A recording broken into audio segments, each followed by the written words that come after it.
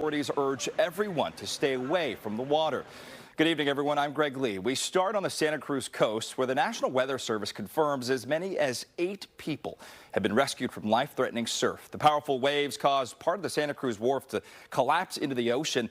Several people who were on the pier had to be rescued from the water. You can see here in this video, one man is standing atop the debris calling for help. I want to go live now to KTVU's Jesse Gary, who's been talking with people who were there when the wharf collapsed. What are they saying, Jesse? Greg, they're saying they didn't believe their eyes, even though it happened right in front of them. We are on the coast here in Santa Cruz on West Cliff Drive, and just over the past hour, the fog has moved in, so we're not able to show you the wharf and how it looks now, about 150 feet shorter than what it was when the day started. However, we have 2 people who were on the wharf at work when this event happened. We'll talk to Jenny and Marina.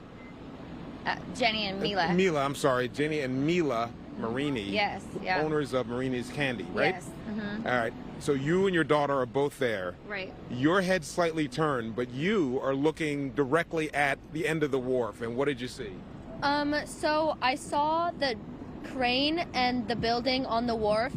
It started going to the left, like sideways and down, and I didn't hear any sounds or like splash, and then it just fell, and then it just kind of gone after a second.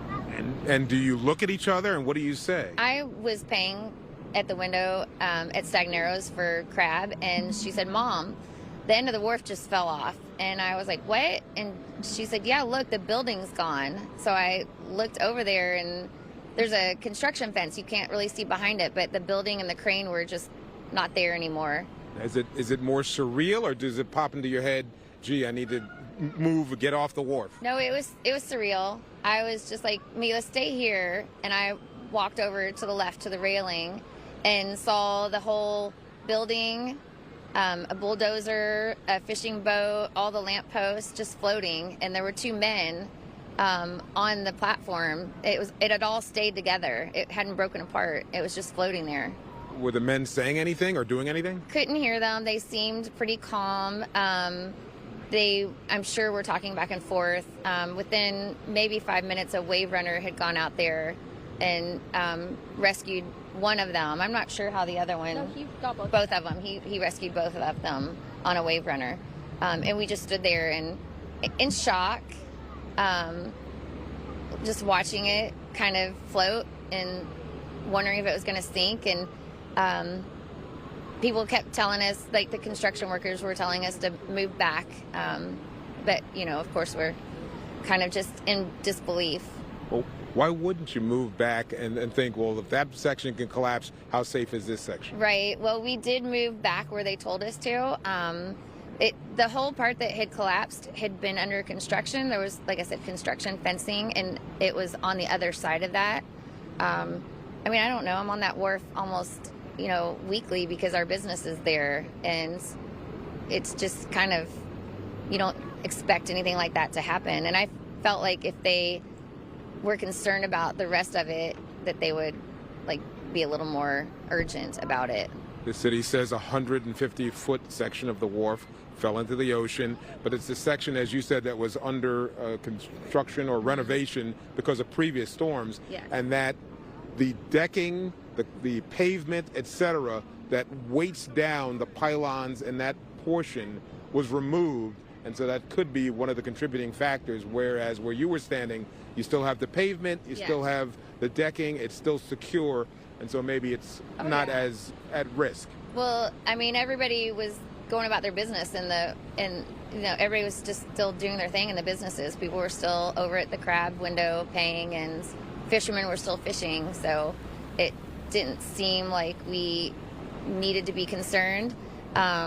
Once fire and rescue showed up, then they were like, "Can you guys please leave?" And so, of course, everybody started evacuating at that time. Now, what happens going forward with your business? Because you're a business owner, you have to have income coming in. What's the story? Can you get to your business?